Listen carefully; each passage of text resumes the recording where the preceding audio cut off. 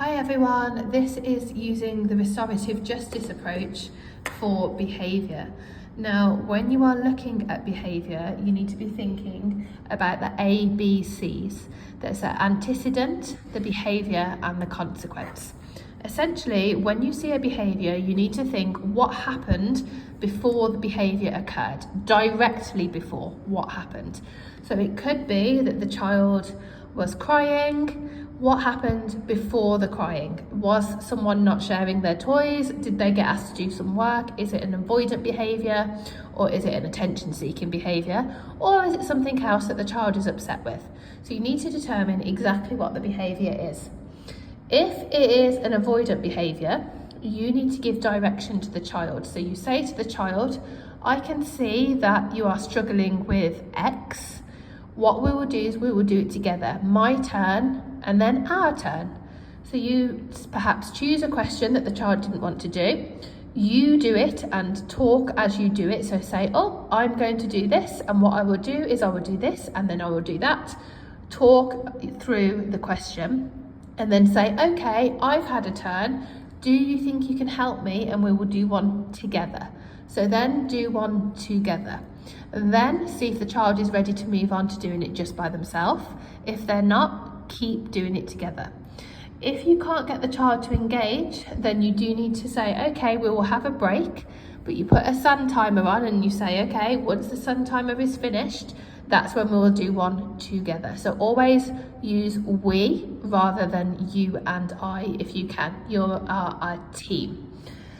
If it is an attention-seeking behaviour, for example, you can see the child is doing something, then immediately looking at you or looking to see whose reaction they get within the class, then as best as you can, you need to ignore that behaviour. Please do not run around going stop, stop, stop, or don't do this.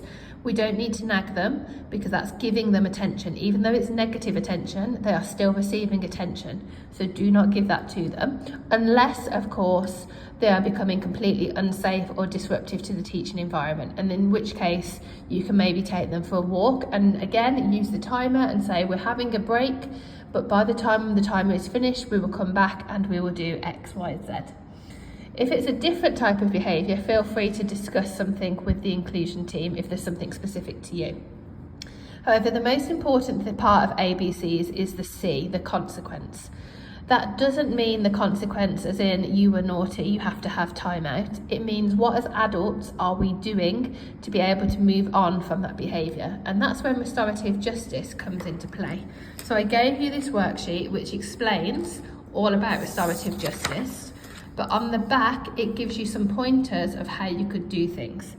So instead of saying, stop doing that, you could say, let's redirect the attention. So you could say, how about we do this instead?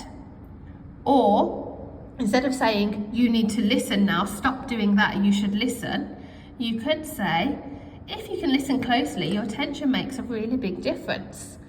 At the end of each of these, instead of saying please, if you say thank you, you will notice a difference with the children.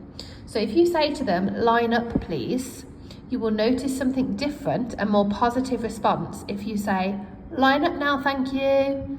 So that means that you've already expected them to do it. So they already join in with what you are doing. You then need to model exactly what you want them to do. So if you're expecting them to line up, you need to go and line up with them. If you're stood at the back of the class, fiddling with something or moving something around, they will not go and line up. They need to see you doing it before they go and do it themselves. But we just want to think about creating a positive environment so that the children have the best relationship with you, so that when they do have those meltdowns, you are their safe person and they know that they're not going to be shouted at, they're not going to be in trouble for having negative reactions. They are going to be supportive, and we're going to build upon those behaviours so that the consequences make sure that the children are happy, safe, and you have a great relationship between you.